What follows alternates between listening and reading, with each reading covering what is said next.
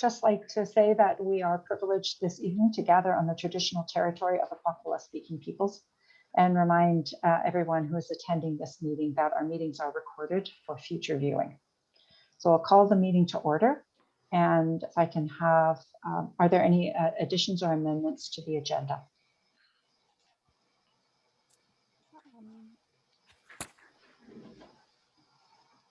Under council reports, if I could add maybe a conversation about town cleanup. Councillor Downey, town cleanup. Anyone else for any additions or amendments to the agenda? Okay, seeing none, then if I can have a motion, or if we can adopt the agenda as presented, or sorry, as amended, moved by Councillor Mitchell and Barron. Okay, all those in favor? Opposed? Carried. Okay, this evening for petitions and delegations, we have Sergeant Curtis Davis with us from the RCMP. He's here by way of introducing himself. So welcome, Curtis, this evening, Sergeant Davis.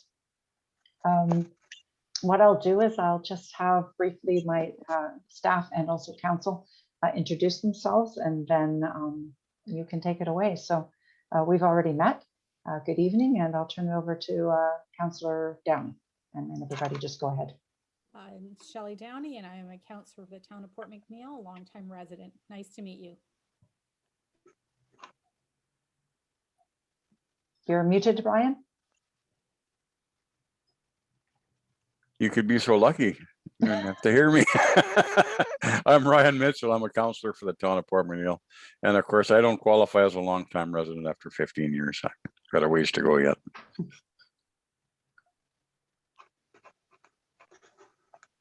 I'll go next. Hi, it's Derek Cole, councillor, 20 years for whatever that's worth. Hi, Councillor Barron, Anne-Marie, 1985.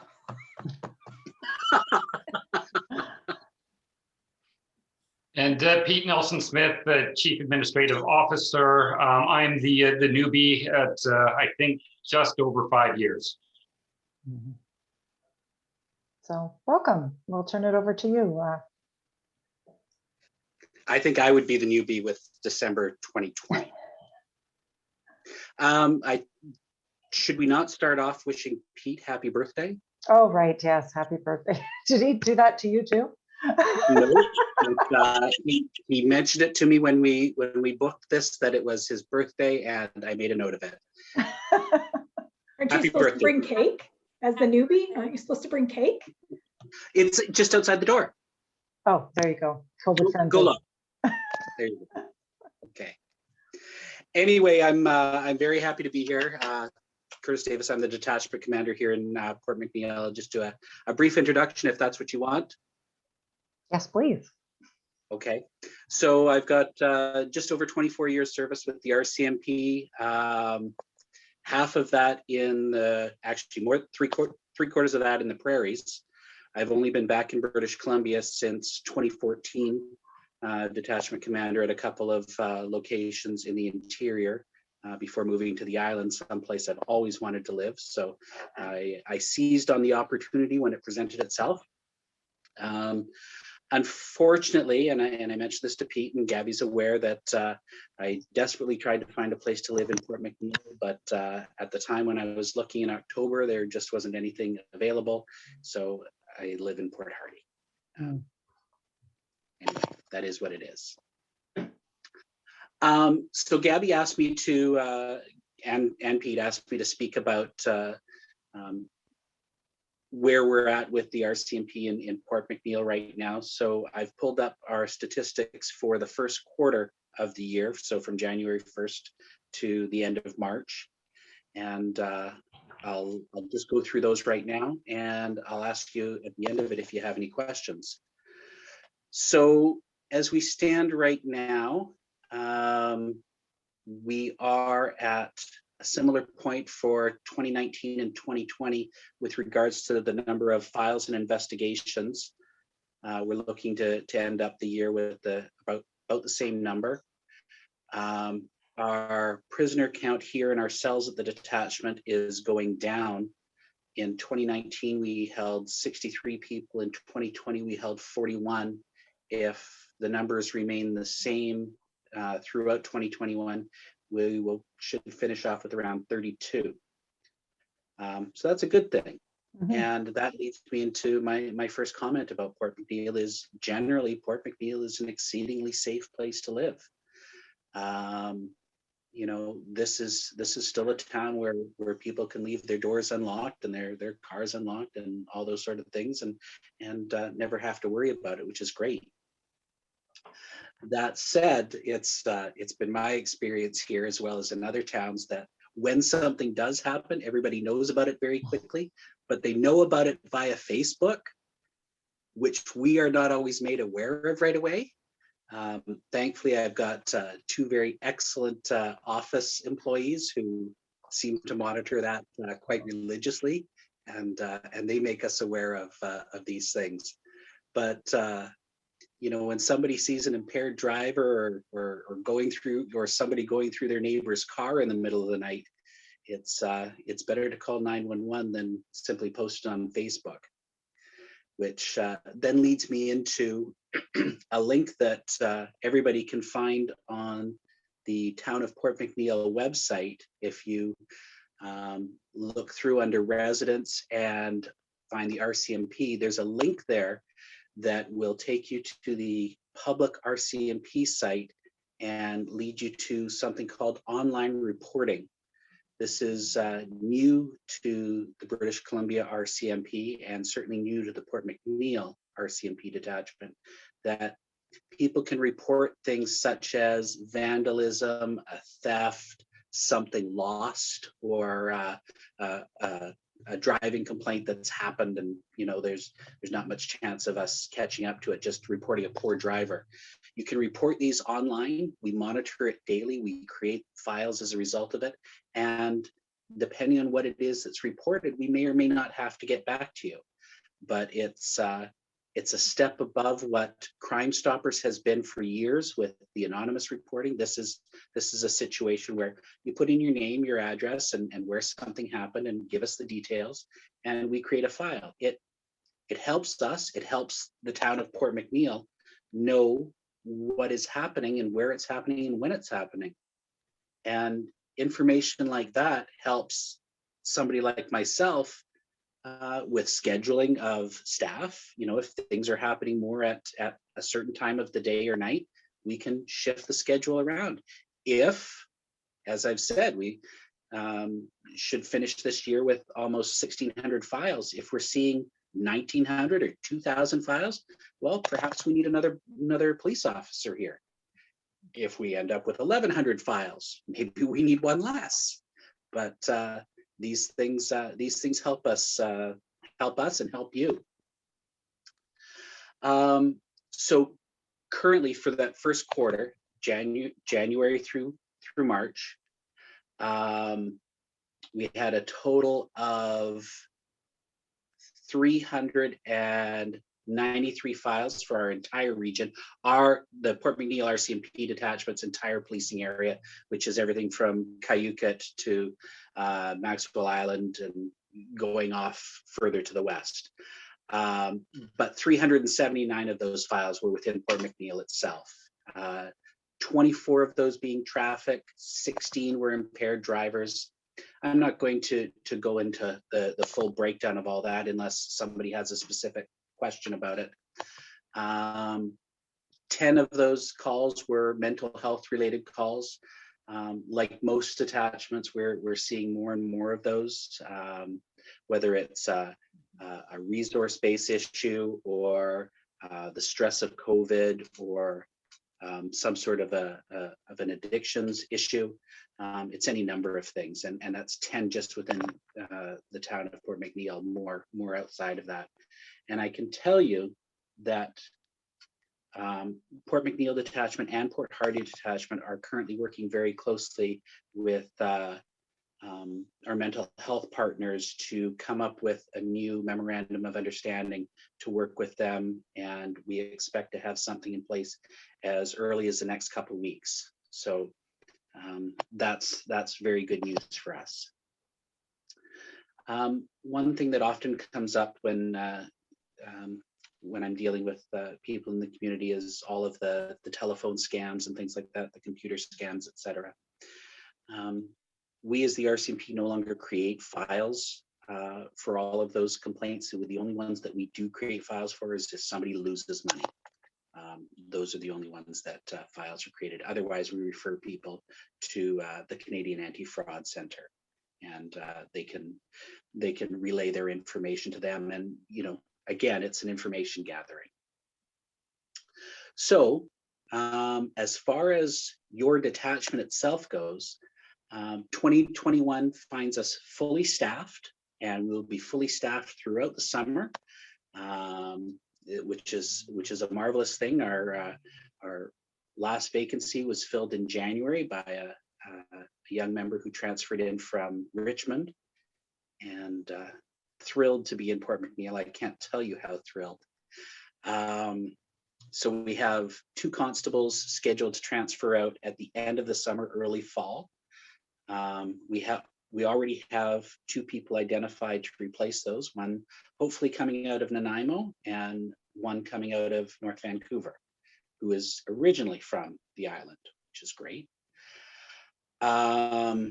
Corporal Lingley, my second in charge, is due out late fall, early winter, and his position will go by a promotion. So somebody choosing to come here, wanting to fight to come to Port McNeill because they really want to, which is always a very important thing to be a part of. Because Port McNeill is a very desirable location, as all of you guys are aware, having lived here for so long. What we're looking at in the coming weeks is, we're catching word of the Fairy Creek old growth protesters down island, that there may be some locations up here that they may be moving to. So we are monitoring that. We'll continue to monitor that. And thankfully, we have many resources within the RCMP that we can call on to help us out. So that's something that we've got in mind.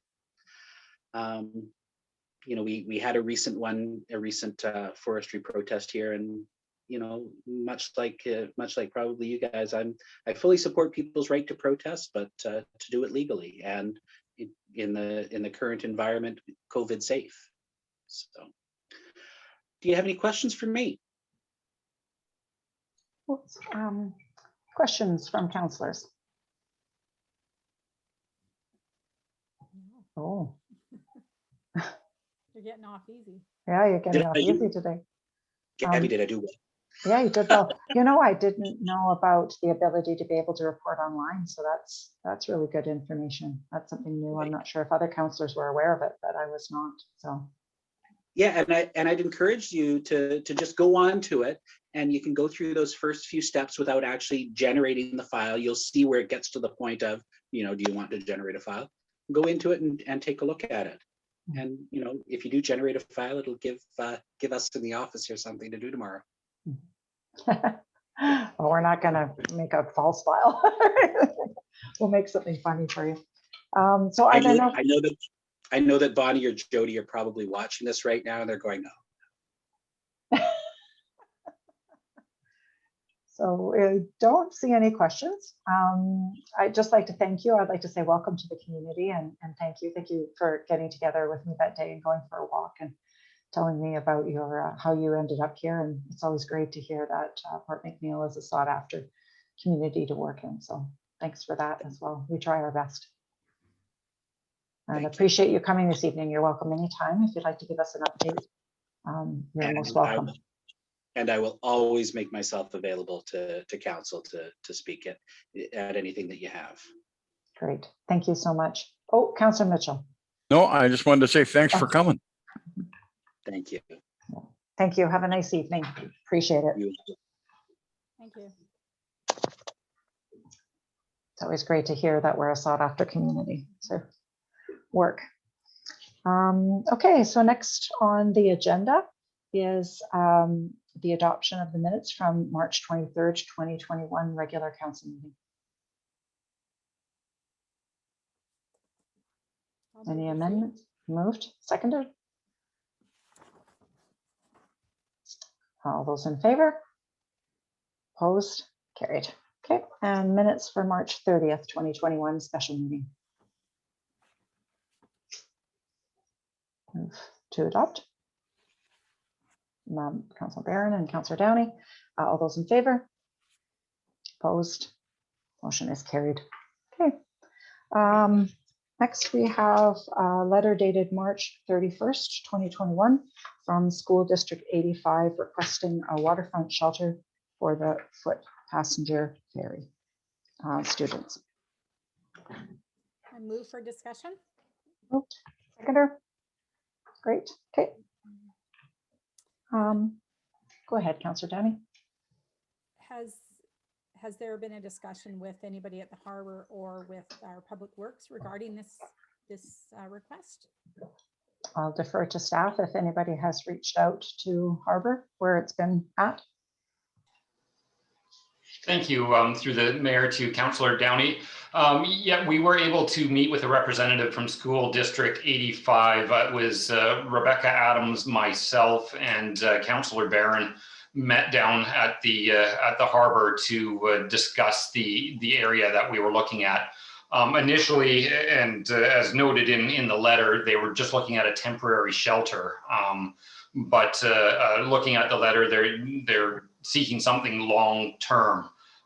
In speaking with all of us, the area that we were looking at, which is just, if you're looking at the ocean left to where the boardwalk goes down to the municipal harbor, we felt was an excellent place to put a covered area for the students. You know, A, it's convenient. B, it's an area that we do have residents sitting on sunny days to socialize, and this would give the availability of rainy days for them to socialize in that same area. And C, and important to us, ability for staff to view the safety of the students as they're waiting for the bus. And that's currently just if you're coming down to the water just behind where the sign is, the advertisement sign, correct? That's correct. Yeah. And I do believe, if I'm not mistaken, that the subject also went to the Harbor Advisory Group. Councilor Barron, can you make a comment on that? We discussed it, and we did discuss it with more of a temporary with the tent idea. I think in light of the way that things have been moving and the want of the committee to see a bit more of a structured plan for down there, if it is looking at being a permanent structure, I'd like to see it go back to the committee with that idea so that they can look at some of the things that they've been looking at as far as the overall harbor, and just make sure that it does still fit within that overall plan. Because before it was just kind of, we want to put a temporary thing here and we'll see how the usage goes and we'll see how it stands up. And everybody kind of went, well, it's going to blow away. But if it's going to be something a bit more permanent, then I'd just like to see it be a bit more of a formal discussion with them again. I do have a question for staff. The temporary structure that they were looking at, I'm going to take a stab at something similar to what the Lions have, a tent of some sort. Did they have any recommendations as to what they wanted to see as a temporary structure? Thank you, Mayor Wickstrom. Yes, very similar to what the Lions have, of heavier construction so it could last the weather, but also removable in case the unit didn't work. Mm-hmm. And I would imagine it'd be able to be not nailed down, affixed in some way so that it wouldn't blow away. Otherwise, it would be floating in a harbor.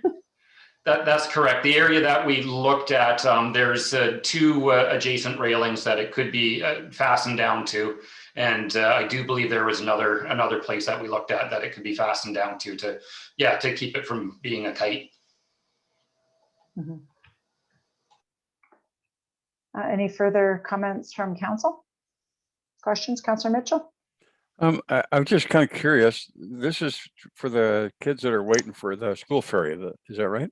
That's correct. Yeah, right. Currently, they're sitting in the rain, usually Has there around been, the clock. yeah, I sort of get that. It wouldn't be much fun standing under a tree in the rain. I was just wondering, is it any consideration been given to having something on the float where they're actually going to catch the ferry? Because at some point they have to make their way to that float. That was actually something that came up at the harbor committee as a permanent idea. Would it be better down on the float as opposed to up on the cement? Is that particular dock used off season when in the summertime, or is that solely set aside for them year round? No, it's left vacant for the summer tourist season. Okay. So really, there's two requests here. One is for a temporary, and then I could see that a more permanent one could possibly fit into the Harbor Committee's design for or idea for redesigning that area. And if the playgroup initiative was approved, could also lend itself somehow into that whole scheme. So what's your pleasure as far as the, one more question, Pete. Would they be supplying the tent for the temporary or looking after the rental, or are they looking for us to do that?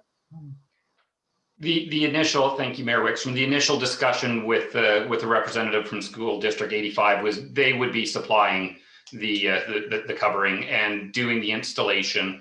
Initially, they were just seeking our approval to use the space. So yeah, I think first off would be the temporary structure for them to be able to erect it, and it would be a great opportunity to trial it as well in that particular area where the Harbor Committee and the school district had determined was the best place.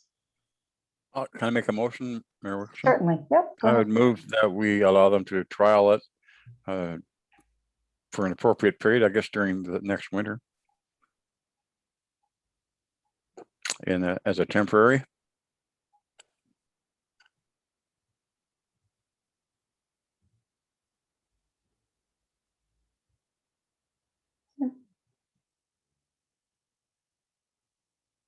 And I think it goes without saying they'll be liaising with staff, correct? Just to make sure that it's affixed properly and all the safety requirements are done. Okay. All right, a seconder for, oh, sorry, go ahead, Councilor Mitchell. Well, that would just be for the one season, yeah. 2021 season, sure, that'd be fine. Okay. And the seconder for that motion? Councilor Cole, okay. Discussion on that. Sorry, you're muted. I can't hear you for some reason. Oh, yeah. Sorry, I'm not talking over Derek, am I? Go ahead. What does 2021 season mean? Like, do you mean the school's almost out for this year? So are we thinking about like September of 2021 to June of 2022? Is that kind of what you were thinking, Ryan, or? Oh, you're muted now, Ryan. Sorry. Ryan, you're muted. There you go. Sorry. I said the winter. So till December 2021 then. So I would say, I don't know, maybe you don't want it there during tourist season. So you'd want it out of there by the end of March at the very latest. So I guess I could say from September to March. How was that? September of 2021 till March. Till March 2022. Mm-hmm. Okay, Councilor Cole. Thank you, Mayor Wickstrom. I'm just wondering about if we wanted to try this out like right now till the end of school, and then we can get, as we are talking about developing the waterfront, get that sort of opinion on the shelter right now. I mean, it is spring, but it still rains a lot. Yeah, we've got a few nice days, but I think rain's coming again. Yeah. I think there might have been a supply issue. CAO, Pete, if you could remind me, was they were thinking there was going to be a little bit because they weren't exactly just looking to rent something, they were looking to purchase something. Through the chair, I don't recall having that conversation. I'm wondering, not to speak for council, but if it would be worth offering for the rest of this season until school's out in June. And if they're not able to do it, then they're not able to do it. And then it would just naturally default to September. No. That makes sense. Can I change my motion? Absolutely. So for the balance of this season and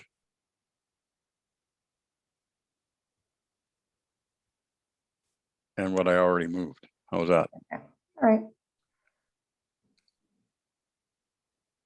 Okay, awesome.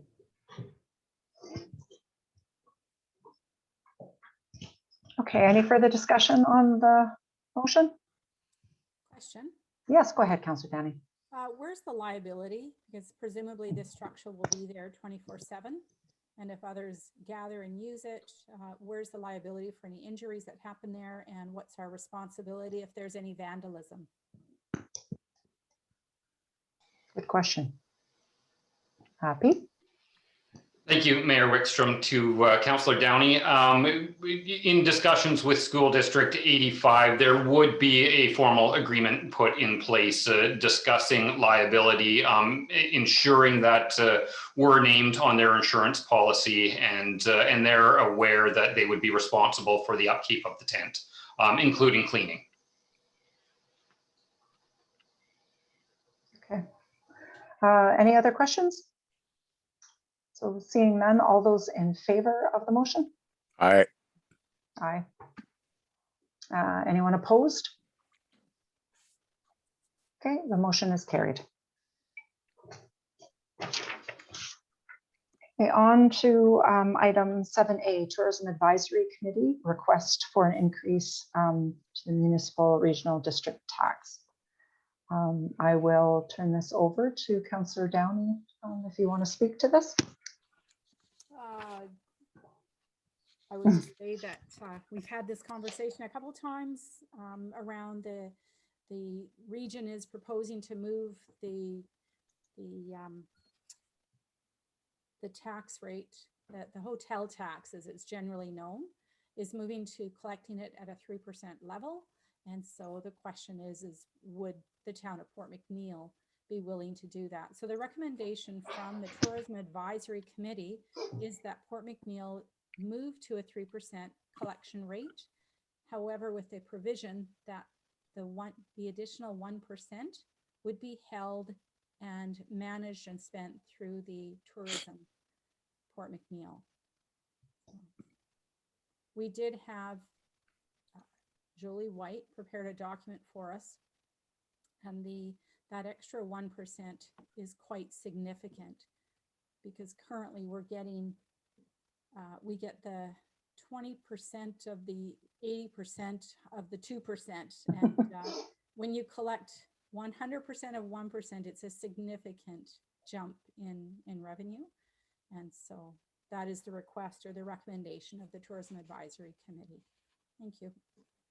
And just from being on working with Vince before, just so that council's aware that this is a flow-through tax, so that it's collected by people who are visiting to the area. It's not something that the business owners pay extra on. And also it has to go through an approval process. So when they go to gather signatures, it must be from 50% of those collecting the MRDT that are in favor of it as well. So if council approves this, it still has to go through that process as well. Thank you. Councillor Mitchell? Just a couple of things. I spoke with two of the proposed, well, they're already tax collectors for this tax.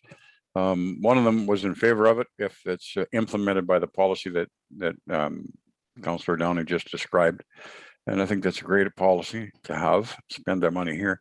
My other comment was, I understand it's 3% tax that is paid by the people who are using the facilities. However, when you add the 3 to the 12 or 14, I think it is, that they're already collecting, that becomes 21 or whatever it works out to, 15, whatever it is. It's 15% that comes out of their revenue that they can't ask the tourist necessarily to give them.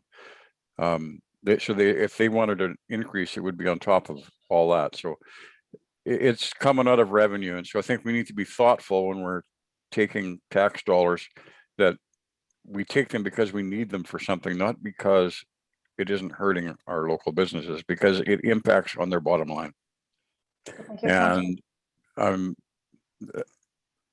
lastly, I guess my question is, do we have a bunch of that money in reserve, and what are we doing with it? And I have nothing else. Okay, thank you, Councillor Mitchell. Councillor Downey, you had your hand up? Yes, I'd just like to clarify that currently, I'll give you an example. If a hotel room is $100 a night, the current structure would be 12% to cover PST and GST, and 2% for the hotel tax, which is 14%. What has been proposed here would see that move to 15%. So the cost to the consumer would be $115. The revenue to the hotelier would still be as it was, $100. So the cost is borne by the user of the facility, and it is a flow through tax. So I'll just say that. And to your other question, Councillor Mitchell, is that there is we do a tactical plan once a year. And currently right now, there is a 5-year tactical plan that is underway. And the tourism committee met with Tourism Vancouver Island and Vancouver Island North to discuss what Port McNeil's 5-year plan might look like. And there was a gathering of information, and it's being collated by Tourism Vancouver Island, and then we'll come back to the tourism committee for further discussion. So the money is in the works, and I'm saying this because we had many years where there was no activity. We collected the funds and they were used minimally for tourism in the area, and that's not the case any longer. Thank you for the question. Okay, any other questions? Or did someone want to make a motion then to increase the MRDT tax to 3%? I'd like to make that motion. Okay, is there a seconder for that motion? Is it 2 separate motions, one to increase it and one to keep the 1%, or is it one motion? I would think it's one motion because Port McNeil wants to make sure that they retain that. So it would be to increase it to 3% with the intention to retain the additional, oh, there you go, it's already there. You can change your recommendation and make it into a motion, Pete. That council increase, or that the MRDT is increased from 2% to 3%, and the additional 1% used towards the tourism initiatives, Port McNeil tourism initiatives. Is that correct, Councillor Downey? Yes. Okay, so just that last part, you can turn that into a motion, Pete. I think that captures it. That Port McNeil increased the MRDT from 2% to 3% for an additional 1% to be used by the town towards tourism initiatives. Could we leave it as it stands? Because I believe it would be me reaching out to Vancouver Island North to initiate the process. That's correct. Yeah, fair enough. That's true. Is that okay, Councillor Downey? Sure. Okay. Councillor Barron, seconder. Okay. Any further discussion on that motion? Okay. Seeing none, all those in favor? Opposed? Okay, the motion is carried. Thank you.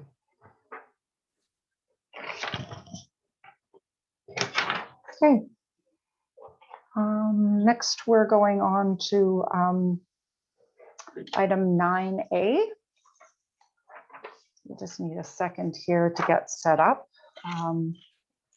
So as part of our official community plan process, we felt it was important to engage with the youth of our community as they're going to inherit all of the things that we set in place today. So we held a drawing contest and asked, if you ran the town for the day, what would you do? Our response was overwhelming. We had 93 entries. And it was just too difficult to, from that to choose, to make an arbitrary decision. So what we've decided to do is to do a random draw. I have to say, I read through them and I'm very impressed what our young people feel can be accomplished in a day. Anyways, we'll be drawing for first, second, and third prize. So first we'll run for third prize first.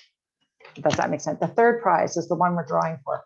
So go ahead and generate and I will tell you who the winner is. Okay, Number 34. 34. So number 34 will win a $30 gift certificate from Harborside Farm Choice in Port McNeil. And the winner is James Brooks in grade 1. And this is James's, did a dirt bike track. So there we go. Okay, prize number 2. Number 7. And number 7, the second prize winner will win a $50 gift certificate to North Island Bike Shed. And this is an indoor pool. And I don't know the last name, but it is Brianna. So if you can see there, Brianna has a water slide and an indoor pool. So thank you for that, Brianna. And now for the first prize, first place. Number 16. Oh, there's a theme. Okay, so this winner is going to get a $100 gift certificate to Timberland Sports Center. And don't have a last name, but it is for a water park. And the winner is Callie. So thank you so much to all of the young people who entered, and some of them were absolutely spectacular. I enjoyed reading each one of them and looking to see what your ideas were. So we'll have to make sure, I think, Pete, when we do a public consultation for the official community plan, it would be great to have these all over the walls at the community center for everybody to see. Absolutely, Mayor Wickstrom. And the overall plan is to highlight some of the drawings within the actual final official community plan. And I just want to say there was also a photo contest as well, but all of council did not have the opportunity to see the photos. And how many photos were submitted, sir? 21. 21. So we'll be looking at those and announcing the winner for the photo contest shortly. So thank you very much. Okay, next item 9B, our waterfront community playgroup project move for discussion. Moved. Councillor Barron and Councillor Downey. Okay, so we had a discussion last week with the group. They came and did another presentation, and I believe Councillor Barron met with the Harbour Advisory Committee, and so I'll turn it over to her to let us know what her findings were and what their recommendations were. Well, thanks. Now I wish I'd printed out the little write-up that I'd done. Leanne Ruel came to the meeting, and we had 4 members of the committee plus myself there in attendance. We discussed how the project was conceived, or not conceived, how people were viewing it, that there was a bit of a misconception about what the group was actually trying to do. It wasn't a bunch of kids' playground stuff in blues and yellows and reds, all concentrated on every square foot of the area. I think Pete's bringing it up there. Oh, there you go. Thanks. So once we kind of got over that, we did do a drawing on the whiteboard, where we tried to start to visualize what would be a bit of a plan. The play spaces that and I don't want people to get hung up on the word play spaces either. This can be very polarizing, and that's not what the intent is of anybody. But the area that they were looking at for the suggestions that they have for the 3 different age groups or skill levels, if you will, is about 30 feet by 30 feet. And that's including the actual hard pieces and the approach, the soft falling area or foundations that these pieces would be put into. We did do some rough measurements in the wind with a logger's tape, and a couple of the members went and actually paced out some of the distances, and it was felt that the size of the harbor front from where the guest house used to be all the way down to past the ferry dock to the triangle of land at the start of the houses on the lower side of Beach Drive, that within that whole scape, there could be these 3 levels of activity could be placed without infringing and making it into a great big huge playpen. Within the grant application, there is the ability to look at landscaping. There's the ability for lighting, which would kind of come under safety and a bit of beautification. There was an ability as part of the landscaping for some fencing. There was also, they can, as part of the grant application, they can put in for preparation of the land. So as anywhere in Port McNeill, there are water issues. So a couple of the things that we really wanted to see get done was that the drainage be part of it, that there be some lighting, landscaping, and some kind of barrier between the green space and the boat launch. None of us are super creative or landscape designers. There was a suggestion that maybe the rock idea that came with the parking lot area, getting rid of those barriers and putting in the natural rocks, possibly that could be what was put over where the guest house used to be to kind of get that separation between the sidewalk and the play area. That was one of the locations, was around where the guest house was.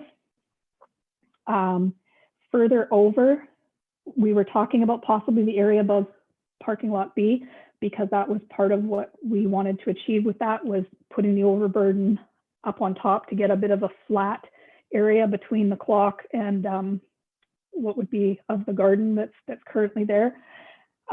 Since that, a couple of us have kind of tossed that around and went, maybe from an aesthetic point of view, and we would leave it to somebody who's really talented with this, that might be a better area to leave flat. Not sure exactly where all the borders are with Smallcraft Harbor, but the thought was over towards where the steam donkey is, there was plenty of room by a tape to put a structure in that area. And down in the green space at the end of, before the houses start on the lower side of Beach Drive, that was kind of unequivocally said that that would be the area for the more adult, if you will, for the fitness circuit, I believe is the term that was used. It would be the end of a natural walking path for people, or the start of a walking path, either going down Beach Drive or along the waterfront. And it kind of keeps those kind of people, you don't exactly maybe want everybody watching what you're doing. You might be a little bit more self-conscious than somebody who's a little bit littler. Leanne also felt that the application didn't need to be specific 100% to this one particular area. We would have some flexibility in the ability to be able to move it. What they needed for the grant application was, the drainage, the lighting. I know that Rebecca Adams, they had already done some research on some green options for lighting, as opposed to hooking up to more electrical. And that was passed on to Leanne for the grant application. Long and the short of it was, the equipment that they were looking at has almost like when you put a cabinet in, those leveling feet. And that was attractive because if down the road, if it did go in and down the road, it was like, nope, you know what, there's actually a better spot for this, or we want something different there. There was an ability to move it and not have to pull something out of concrete. I guess the long and the short of it was the group could see what they were, the Harbor Advisory Group could see what a bit more of the vision was. And it also sparked a bit more about looking at the other park space that we have in town, its usability. You know, possibly there might be a better spot. Maybe these 3 pieces don't go in these 3 spots. There's been a lot of polarization, I think, on the use, and I know you're never going to get everybody to agree, but we felt from the purpose of getting the grant application put in, we didn't see anything there that didn't fit. Thank you. Does that make sense? Mhm. And just to further on that, I think that the application is one step, and I know that I read a lot of comments online and heard all the sides, and I think it would be prudent, if this gets approved, to put a select committee together for the length of the project. I did notice there were some seniors that said they would step up, some 50-somethings, young people, to do at the farmers market, and also have somebody from the Harbor Advisory Committee on it. And by putting a select committee in place, the recommendations every step of the way would come towards council. And so there would be that opportunity to have a sober second thought, or send a suggestion back for a little bit of revamping. So I think that's a very, that would be a very measured way to do this, because as you say, the grant application is one part of it.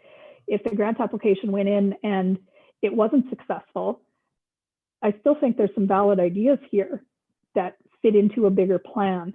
So we need to figure out how we're going to get to that next step of the waterfront and the parks, and kind of just in general, and people putting back into the community and having pride in what gets put in here. You know, the track has come up multiple times through talking to people about this. You know, the ball field up top, the ball field down below. There's lots of different things that I think still give people that energy, if you will. So yeah, which leads into, I think Councillor Cole once mentioned a recreation committee. This could very well spur that kind of a thing on, and others may want to continue on after working on this project. Questions from council?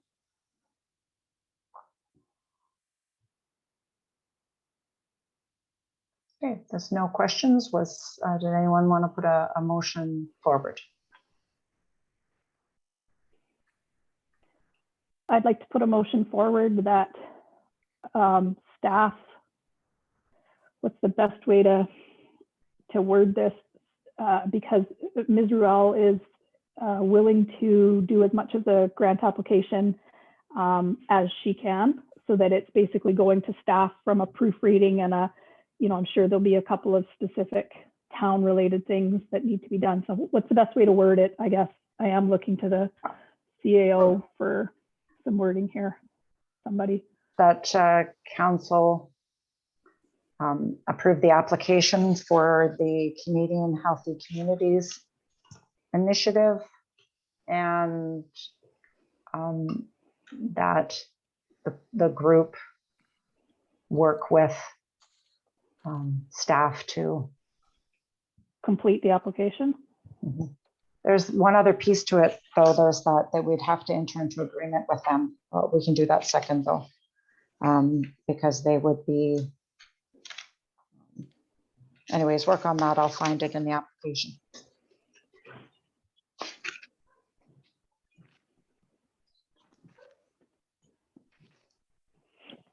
Is there a seconder for that motion? Sorry.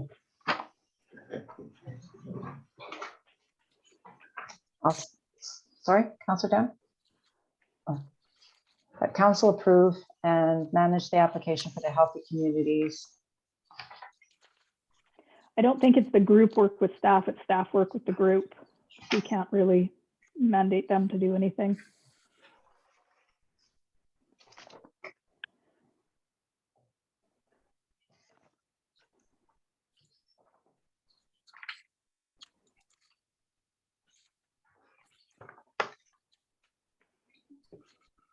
I'll second that motion.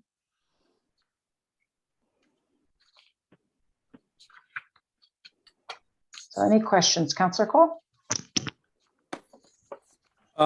Yeah, I just wanted to put, like, what happened to our strategic priorities? Like, there's been lots of good ideas rolled out over the last 2.5 years, and it always comes back to our strategic priority. For example, Councillor Mitchell suggested a fishing dock. And he's mentioned it numerous times, and the way this is rolled out, we haven't had a chance to discuss what this grant was used for. So I'm probably in favor of it, but I'm going to vote against it because it's not part of our strategic priorities. And I would hope we could recalibrate those, because it's been, I think, 2019 that we did that, or it's certainly been quite a while, and things have changed. Thank you. Agree. Okay. Any other comments, Councillor Downey? My understanding when this was presented to us is that the volunteer group would be taking the lead on this. What they needed was council support, and we had to submit the application for it. So we are partnering with a volunteer group and also giving oversight. Maybe oversight might not. Partnering with this group to see this project move ahead. There is no expectation for this to increase the workload of our staff.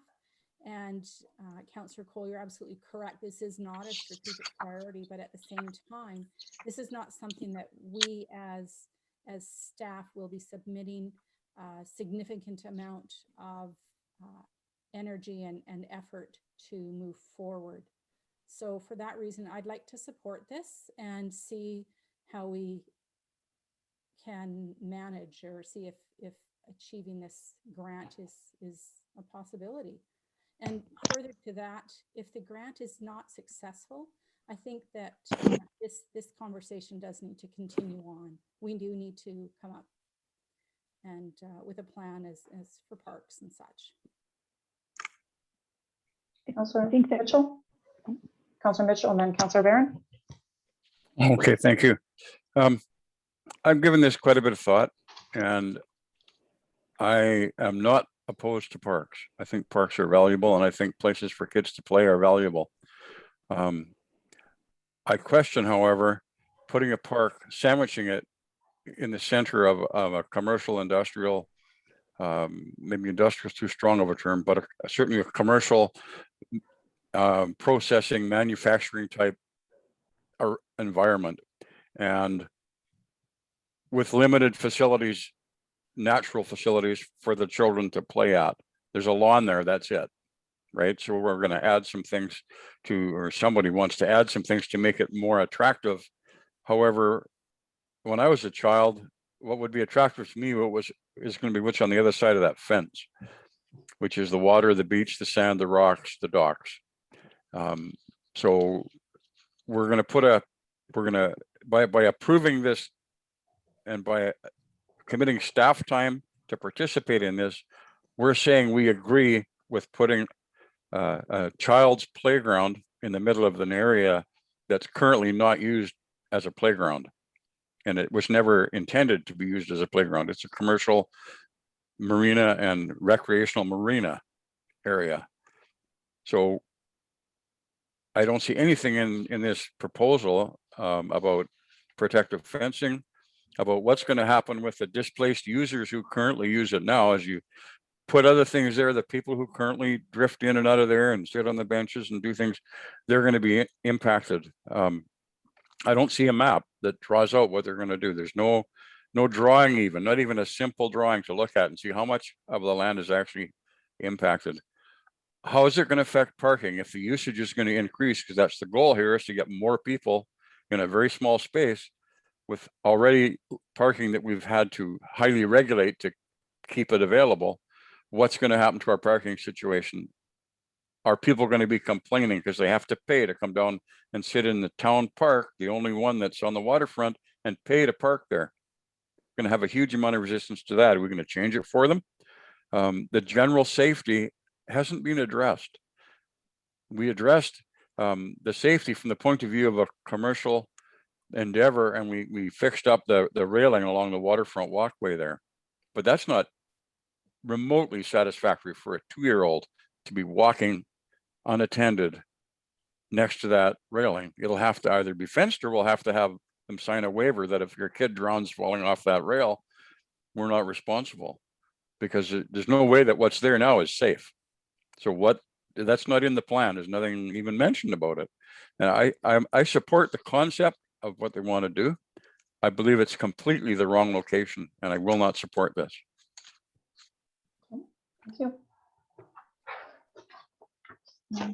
That's for Baron. Yeah. And then Councillor Cole. Thank you. I was just going to say in relation to Councillor Cole and the strategic priorities, I totally agree. This grant is derived out of COVID.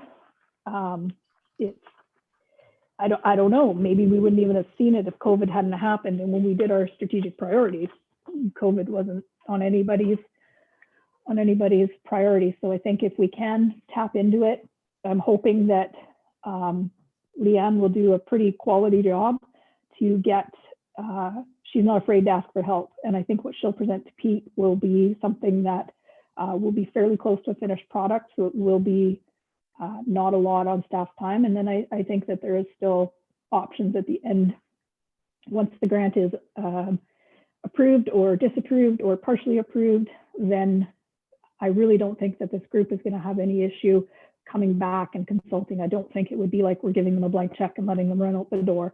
They will be in touch, they will communicate, and I see it as a really positive partnership. Councillor Cole. Thank you. Just in closing, there's obviously no problem with the group. The problem was with council. Our strategic priorities were for Hoy Bay. It's still on there. We haven't lifted a finger. That's a park.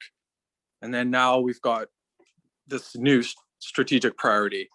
So we never had a discussion about any other option for this grant. This is probably the best option, but we have not lifted a finger at Hoy Bay. I tried to even get a survey done and spend some money, the consultation, none of that's been done. And that is our strategic priority. And until we go back and rejig that, I'm sorry, I can't support this either. And on just on the note of consultation, I have reached out numerous times to the Venom Geese, have not with the Coagulith, but I know that they're currently working on some MOUs with memorandums of understanding with forest lands and natural resources. And so I've just not been able to get a commitment to meet with us on that. And again, I just wanted to reiterate that a select committee would be made. And so every step of the way, council would be part of this process. Any other questions or comments? Okay, just double checking, seeing none. I'd like to call the question. All those in favor of the motion? And opposed? Opposed. Okay, thank you. We do need, so that carries. We do need a second. So this was the section that I was talking about. So there is a section here that says that community-led organizations or community groups not listed as eligible may indirectly apply to the Healthy Communities Initiative by entering into an intermediary relationship. And eligible organizations, when they enter into that intermediary relationship with a community-led organization or group not listed, then they can lead the project. So if I can have a motion then to enter into intermediary agreement with the group. Moved, seconded. Okay, any discussion on that? All those in favor? Opposed, carried. Okay, so if they are successful in obtaining funding, select committee will be will be formed as well to oversee or to report back to council and oversee all of the aspects of the project. Can you make a motion? Apologies, I missed the results of that vote. It was 3-2 again. So it carried. Can we have a motion for that select committee, standing committee, Absolutely. so that that's captured in the minutes, Yep. please? Absolutely. So that select committee be formed to oversee the project and routinely report to council on progress and scope of project.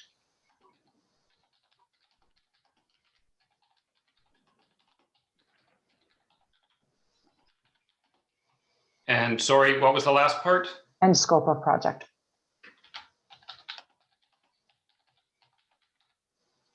So that was moved by Councillor Barron, seconder. I'll second it. Okay, If I may speak to it. absolutely. Go ahead. We just, I want to just put it in context. We made a motion at the last meeting. I don't know that this has happened yet, but we made a motion that we create a committee of council to do something. And I haven't heard anything about that one. So I don't want this one to fall through the cracks. So let's make sure we put a timeline on this formation of this committee. The other committee was a museum committee, and it is on tonight's agenda. And I have no issue editing that to say that a select committee be formed after grant approval. after receipt of grant application results. Friendly amendment, Ryan, to my own motion. Okay, so all those in favor of that amendment? Okay. Opposed, and the amendment carries. So then any final comments on the amended motion? Okay, all those in favor? Opposed? Carried. Okay, thank you. Okay, thank you. Item 10A, zoning bylaw amendment request from Derek Cole, FCO Enterprises to have commercial C1 zoning allow for retail automobile sales. So I'll ask first if there are any declarations of conflict of interest. Yes, thank you, Mayor Wickstrom. I will step out of the meeting. I will then rejoin, and then I assume staff can plug me back in for 10B. Yeah, I think if you step away, if Pete takes you out, then you're out for good. So if you step away, then Pete will contact you when to come back into the meeting. So he can send you a text message if that's okay to rejoin the meeting. Sure. I just want to say, as a private citizen, I was not notified this was going to be on the agenda, and I really wasn't notified on how this is going to roll out, and that I would not have a chance to speak to it or do a written submission. Thank you. Okay, thanks. Any other conflicts of interest? Councillor Downey? A question. The document, the way it's worded, would impact anybody holding and owning a property classified as C1. And as I read them, what's been proposed, it is specific to one particular property, but because of what is being sought and requested, I think I have to recuse myself. Because it covers the entire downtown. It blankets every commercial property owner in town. Yeah. So, but I do have one question for staff before I leave, and that is, do we have zoning provisions currently for car lots and car rentals within our zoning bylaw as it stands today? Thank you. Through the chair to Councillor Downey. Yes, we do. I do believe it's in our light industrial area, so Mine Road area. Okay, thank you. I will step away for a time, please.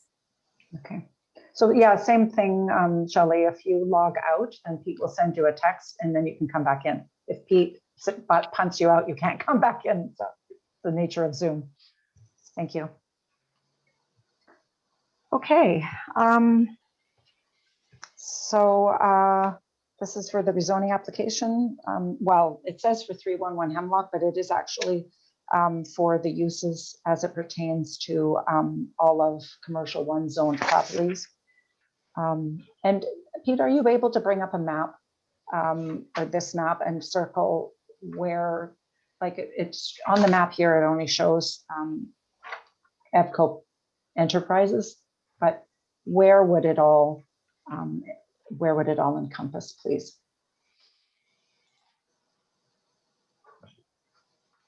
One moment, please, while it loads. Okay, thank you.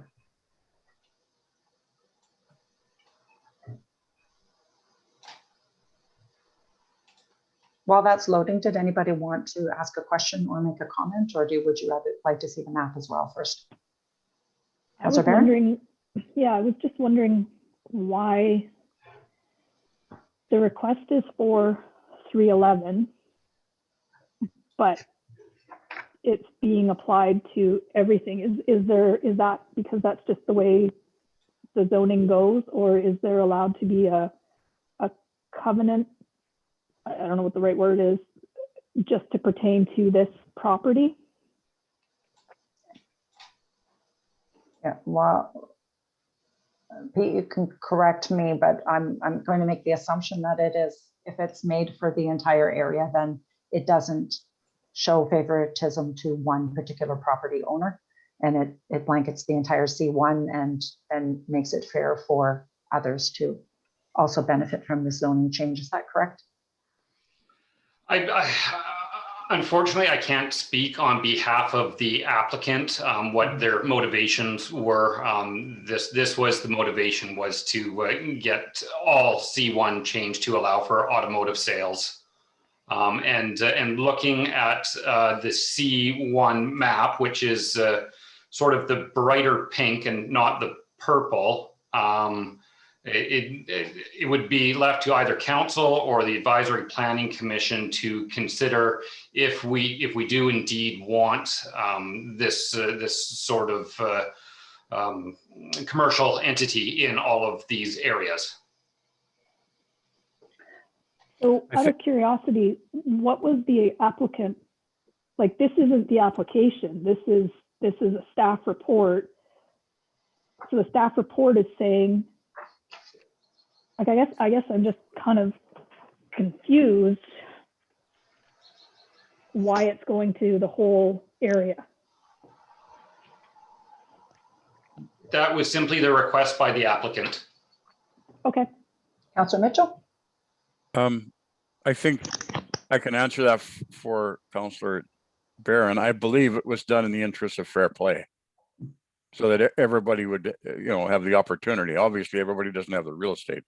And I'd like to point out that I believe C2 allows for automobile sales. If it doesn't, then we're allowing people in C2 zoned areas to sell cars, and we're not enforcing our own bylaws, because that piece of property right across the road from the hideaway is in C2, and there's a car lot there from time to time.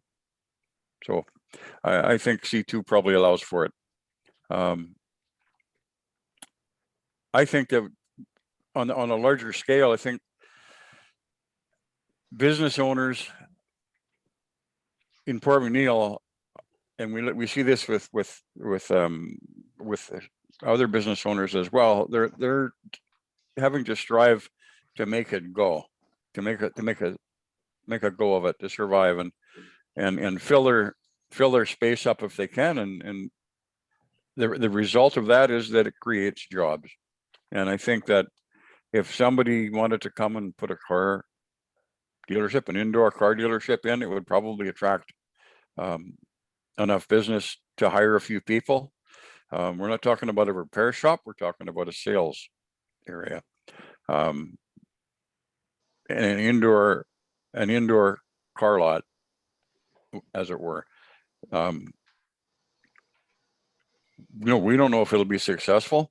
But if the business owner is able to attract a car dealer to come and set up here, it could be good for our community. We don't have a car dealer. We haven't had one for a long time.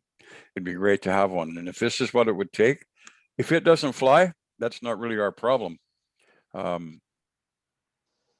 So I think that I'm personally in favor of it. And if it means we might go back to the proponent and say, we'd like you to revise that to just include your property as opposed to everything in C1, if that's uncomfortable for some people. But I think to encourage somebody to take a step out and try and make a go of it and get something happening in a business sense, we need to do that. We need to provide those opportunities.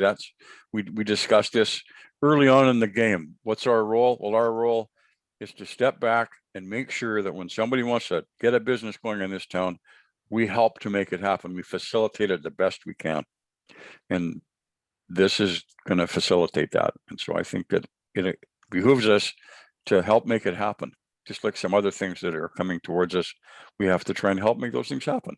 It's going to create some jobs, create some economic activity. It'll be good for our community. And just a point, Councillor Mitchell was correct that the C2, commercial zone 2, also allows for the retail sale of automobiles. Okay. Right, and that's like 200 feet away. So we're not asking to change much, I don't think here. Or That's being the asked to change much. Go ahead, That's the Councillor purple? Barron. That's the purple Yes. on the map? Is that the purple? No, this map isn't great at differentiating colors.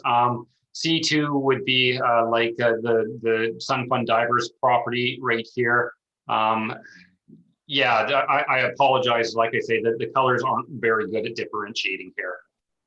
So would, yeah, right across the street, was it 14? No, what is that? There, those two? Are they C2 as well? That's the spot you were talking about, correct? Yeah, that is correct. That is C2. Okay. So I agree with Councillor Mitchell in principle. I'm feeling uncomfortable. I understand the intent of making C1 in the entire downtown core. I feel uncomfortable with that only because I'm thinking there are some vacant lots, like right on Beach Drive, you know, right by the ferry terminal. You know, could they then have, you know, a car lot, a car rental? You know, we did have some proponents come and ask for that. And so now would that all shift to there? What would that create? As far as a one-off, I think I probably would have felt more comfortable with a zoning amendment change just to the one property. Yeah, that's my 2 cents. And also we're so close to having our rezoning bylaw draft come, our zoning and rezoning bylaw drafts come to us, that I almost would really like to see what that looks like, and because that's based on some of the feedback, preliminary, but some of the feedback that we got. Councillor Barron?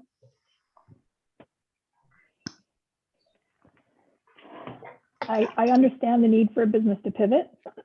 I think that's basically what Ryan's saying. You're saying the same thing. I don't have an issue with pivoting. I'm having a hard time with why it's the whole C1 zone. And I'm wondering if, because of Councillor Cole's councillor title in front of his name, you know, if I listen to Ryan, it's kind of the fair play idea. I think that's a lot of pink, and that's a lot of pivoting, and we could end up with one great big huge car lot downtown. And I don't know that I'm super comfortable with that. But I guess I don't understand the process, and I hate to say that.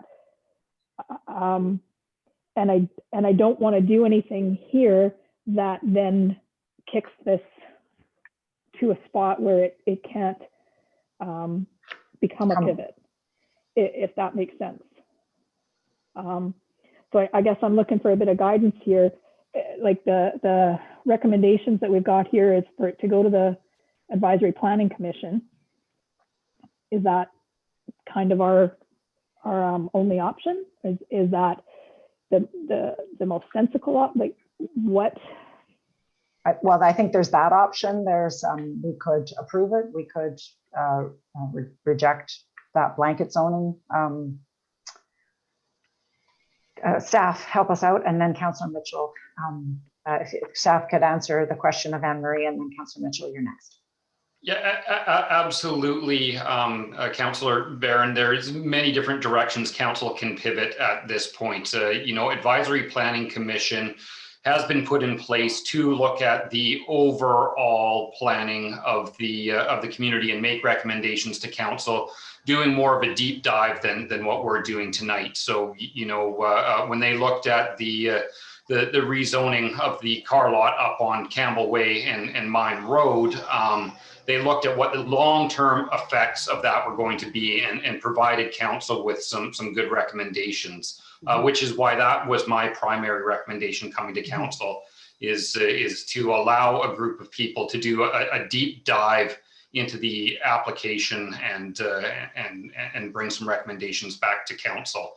However, that council can make whatever recommendations they like. It could be a recommendation that staff goes back to the proponent and have a conversation with whether or not they want to strictly look at their own property as the area to be rezoned and not all of C1, or you know, or if they want to stand on the zoning amendment instead of just the property zoning amendment, the full zoning bylaw amendment. And then, of course, there are the other options that are listed. Okay, Councillor Mitchell. I'd just like to move that we forward this to the Advisory Planning Commission for consideration and recommendations to council. Yeah, I'll second that. Any discussion on that motion? I think staff's correct. Last time they gave us some really good input. They're always eager to dig into something, so that's probably a good decision. Okay, so if there are no other comments, I'd like to call the question on the motion. All those in favor? Opposed? Carried. Okay. We'll wait just a moment then for the other two councillors to come back. Ryan, would you like to sing for us? No? I get my dog to bark a couple more times. Yeah, they only wait till you're off mute to bark, I noticed. I came into the office. I was going to flip my light on.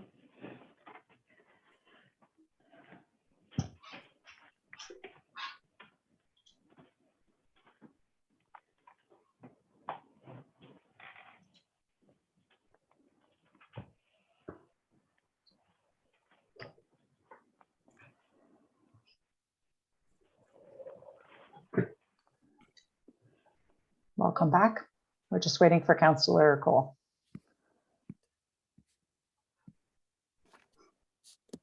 Oh, he's there in the panelist. Yeah.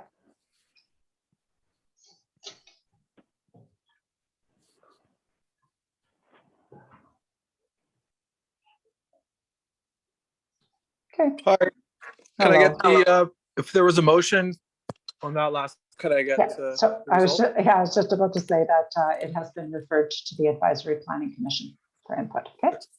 Thank you. Okay, next we have item 10B, Port McNeill Museum Committee. So there was a discussion, I think it was a couple of meetings back. I just do want to say that it's not a standing committee, it is a select committee. I had the term wrong, so just want to change that on there. And so there are a number of people who came forward who said they'd be willing to be on a select committee to discuss the future of the museum. And at that meeting also, Councillor Barron and Councillor Downey said she'd be an alternate. And so you have before you my suggestion for a select committee comprised of Councillor Barron as liaison, Councillor Downey as the alternate, and members Ellie Chester, Karen Stewart, Shanna Marshall, and Cheryl Jorgensen.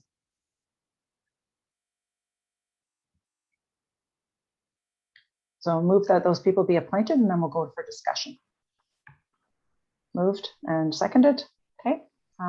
Any discussion on that? I can't see two councillors, so I'm just assuming there aren't any questions. So I'm just trying to figure out where the basis for that committee came from. I'm not opposed to it. I'm just trying to figure it out from my minutes. This is a museum. Is that what we're talking yeah, about? just the museum. So we were tossing around at that time. We were just talking about ideas.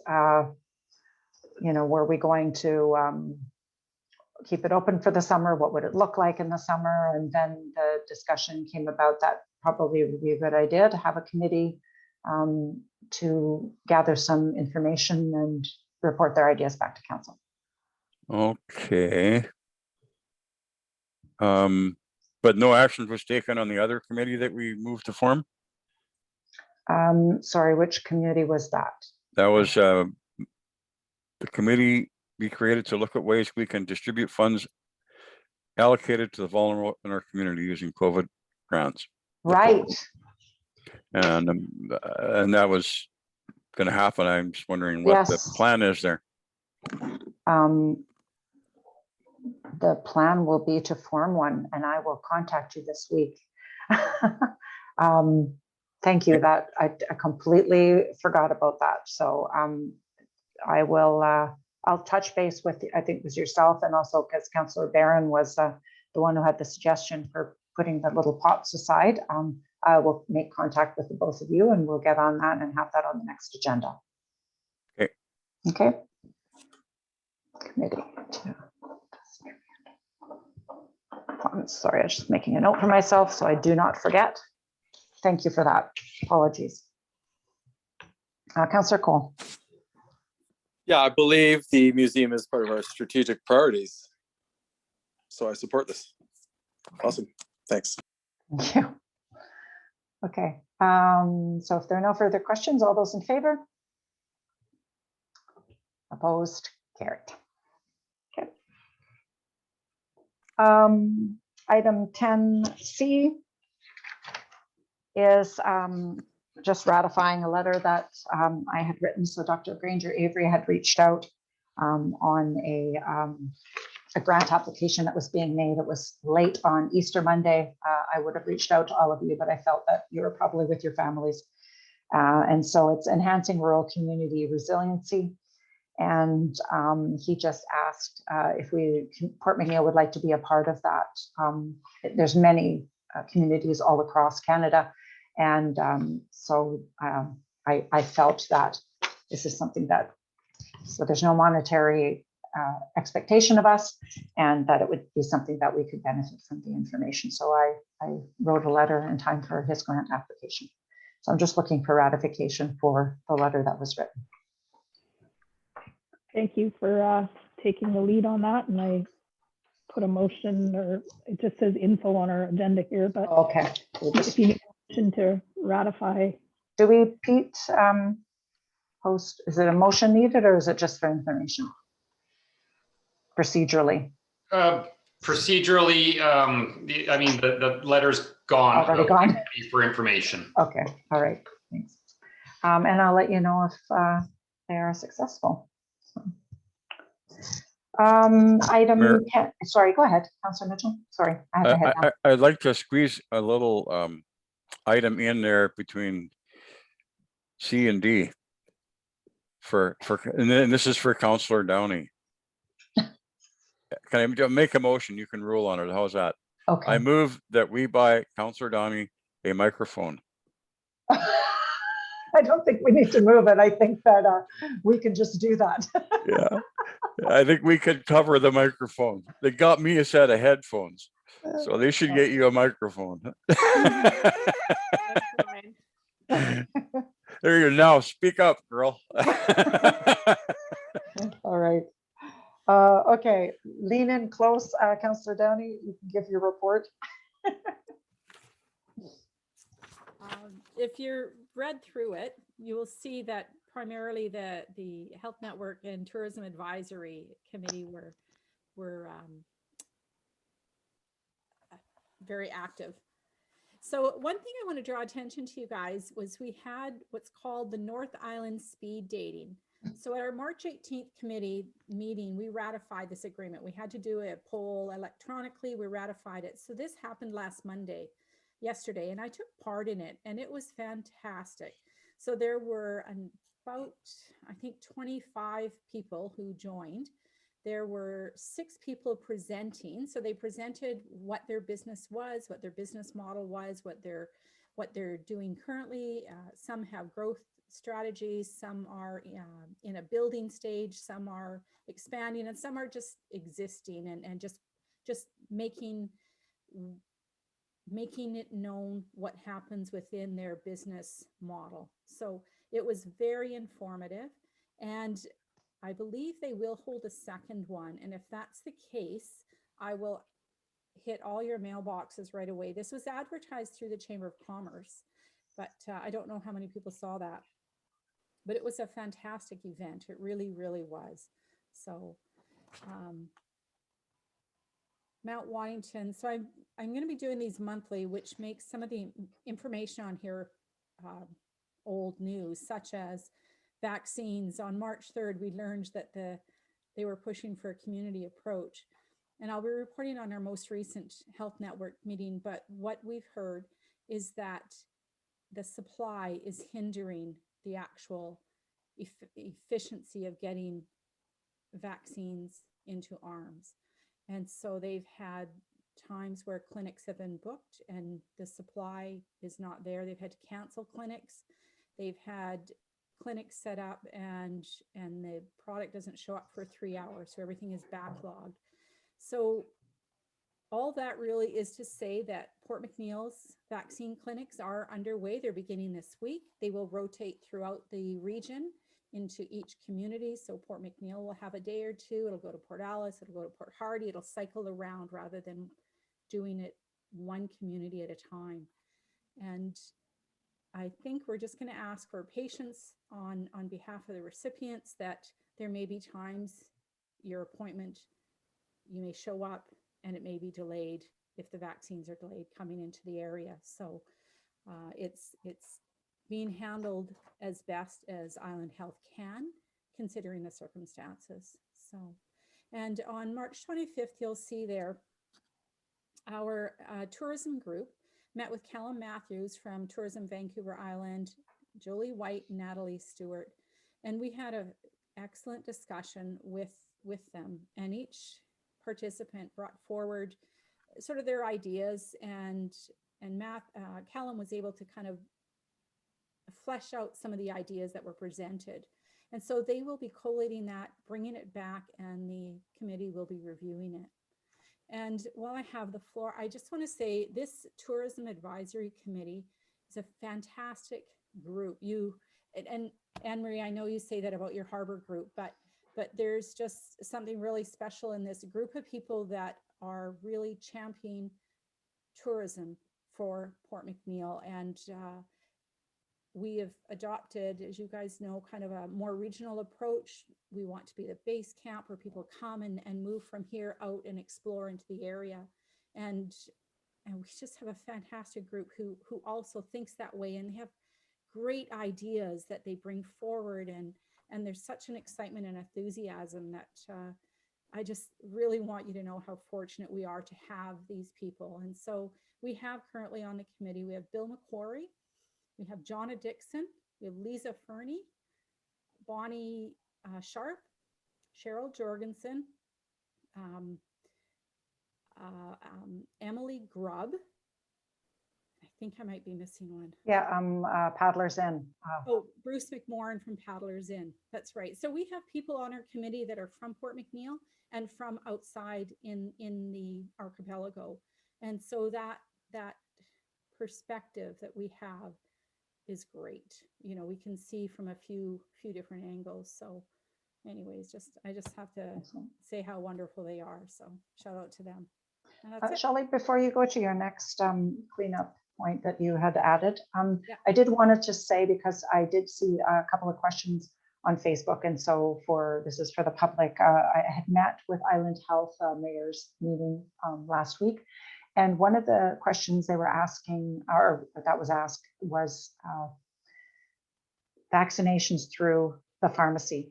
And to your point of supply, supply is the issue. And so at this point, they are dispatching vaccinations to the hotspots.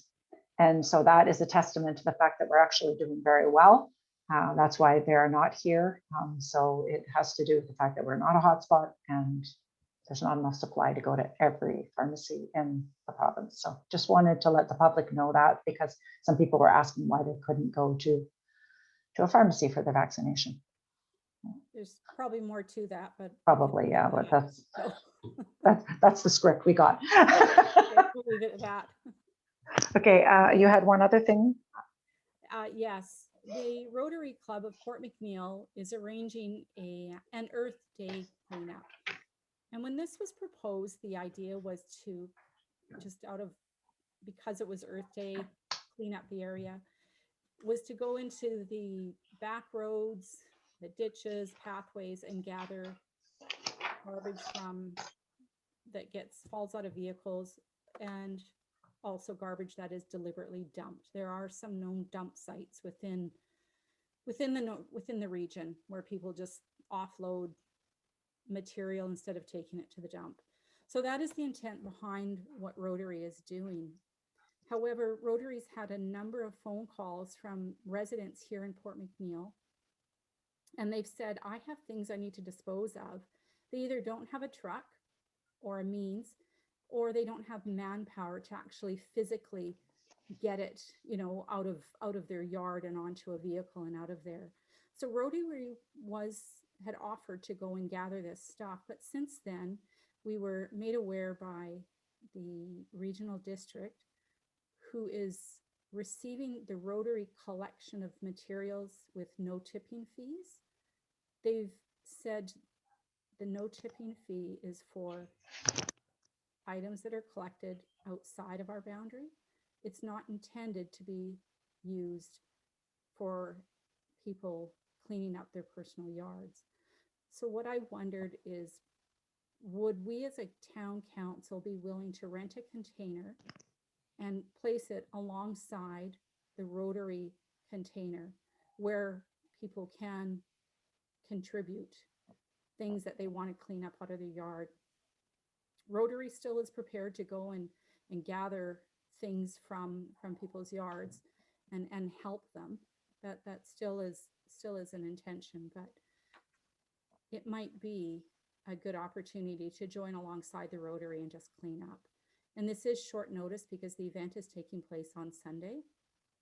And so that's my request. And the other side of this, my second part too, would be that we as a council begin to consider scheduling a cleanup, whether it's a spring cleanup or a fall cleanup, whether it's curbside or whether it's making dumpsters available. So one is an immediate request. The other is just a point of interest. And would we consider starting to schedule town cleanups?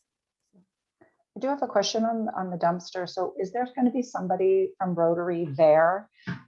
Because one of the issues always is contamination, right? So if someone puts something in that isn't supposed to be in the dumpster, that they would make sure. Yes, somebody will be there monitoring them. Absolutely. The questions from council? Councilor Cole? So to clarify, Councilor Downey, you're proposing Rotary picks up personal garbage from personal property and the town pays for the tipping fee? There's people who have a washing machine sitting in their, in a worn out washing machine sitting in their yard, and it needs to be removed. And so you pick it up and to dispose of it. Granted, that's metal and it has a different thing, but if they've got piles of garbage wood, things like that, they can help out. And they would call Rotary would pick it up, kind of thing, or we would have just a giant bin and everyone from town, if they can have the nice truck and afford to take it to the dump, can dump their stuff. I'm just trying to get in. The town wins either way, whether somebody cleans up their yard and brings their empty whatever it is, their waste that's accumulated in the yard, brings it and dumps it that day, or we're still further ahead. It's kind of a sweep of the town at one time is more the thought. So Yeah, I'm just not sure about that. A little bit of short notice. We're also perhaps affecting businesses that might pick up garbage like that throughout the year. If you know, there's a small person who will pick up your garbage and take it to the dump. So I don't know if that's been considered. And traditionally, these kind of days have been for picking stuff up in the bush. So I'm all for that. If at the end of your cul-de-sac there's a pile of garbage or whatever, just having a tough time sort of rationalizing without a good plan. And I know other communities do that. For example, in Alert Bay, at certain times you put stuff at the curb and it goes. I just wonder if I think I lean towards a little more organized approach, or a little more of a planned approach. But thank you for the information. thank you, Councillor Derek. Mitchell, did you have a question? You are muted. Yeah, there. I know that in Delta, they have a practice of, I think it's only one day a year. I could be wrong on the timing, but the citizens are allowed to just put stuff on the curb, and you can drive around, you see something you want, you pick it up. And it's interesting what happens during those days, because somebody will pick something up and they'll continue to drive and find something more interesting. So they just exchange it because they only have so much room in their car. So, but bottom line is that would be one way of getting rid of stuff that you don't want. I just put a free sign on it on the road and it always disappears. Yeah, my daughter is one of those people that drives around with a trailer and then she repurposes the furniture and then sells it again for 3 times. There you go. Well, actually, I shouldn't say 3 times the price because she got it for free. Go ahead, staff. I'm going to come out sounding a little bit like Councillor Mitchell. Is I absolutely love the idea. However, having done this in 2 other communities as the head of the Public Works Department, so Port Clement and Alert Bay, I've seen so many different forms of abuse unless you put strategic planning into a cleanup day. From the contamination of, bags of drywall that you can't see being thrown into the bin. We had one year where we actually filled up 2 40-yard bins from one property alone, and had to turn away other people because at that time there was no limits put on how much garbage people could put out. Alert Bay, we had similar issues where we were spending 4 to 5 hours at one property removing all of their rubbish, and having to have multiple bins brought in from 7 Mile to accommodate for it. So from an administrative point of view, I think if we were to put some planning towards it, it is something that's very positive for a lot of communities, but unfortunately there has to be restrictions put on to what people can do with their refuse. Otherwise it just becomes unmanageable. Good point. Councillor Could Barron? if Rotary is already getting the calls, and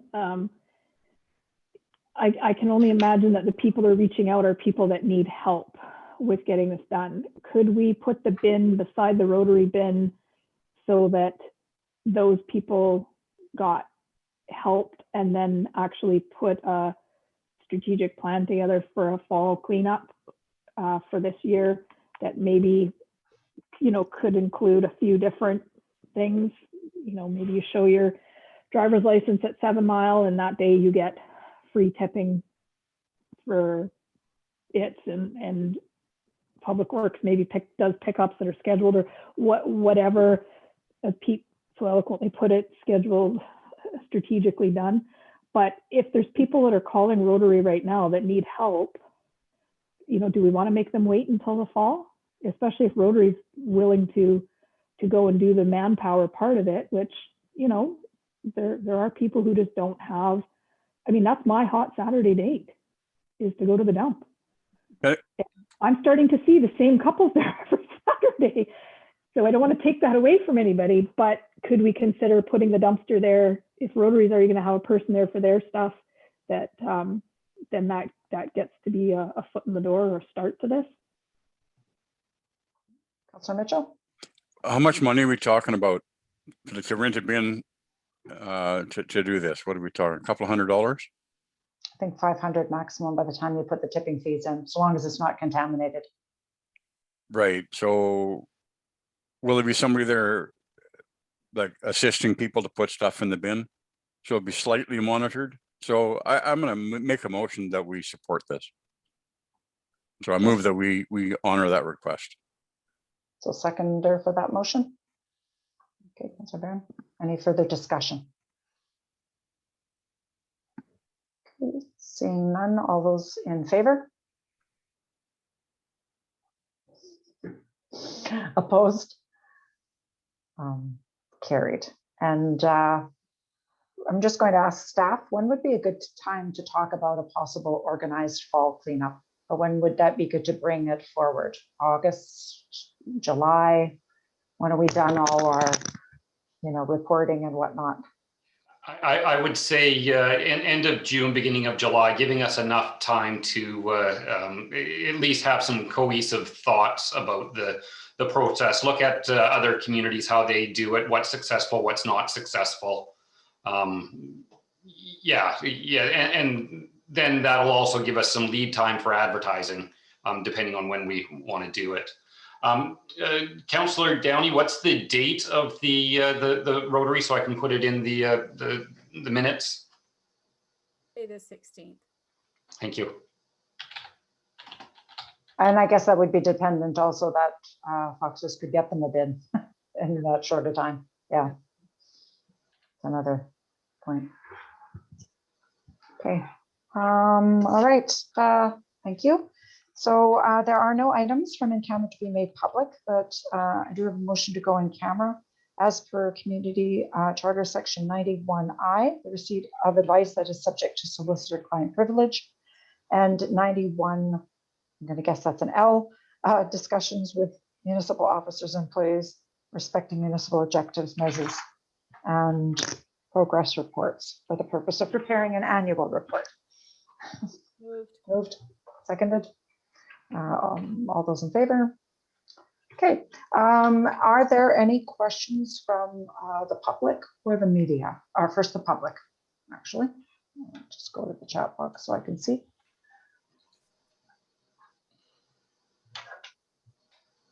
So if you have a question, if you can just say, raise your hand, or I guess you don't have that option, just put in the chat you do. No, thank you. Okay, and anything from the media? So one, Kathleen said no. Do you have anything today, Bill? He's no longer here. Oh, okay. All right, so we'll take a 5-minute break, but a motion to adjourn and to go in camera, please. Moved, seconded, all in favor? Opposed, carried. We'll see you in 5 minutes. Thank you.